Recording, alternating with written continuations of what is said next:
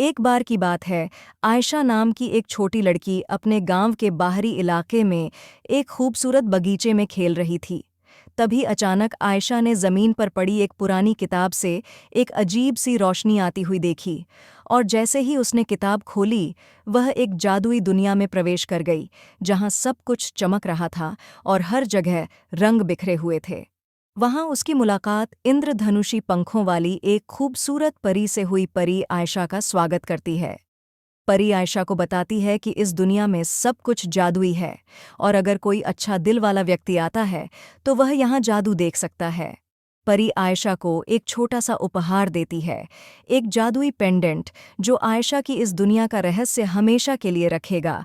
परी को धन्यवाद दिया और किताब बंद कर दी, और वह अपने गांव के बगीचे में लौट आई।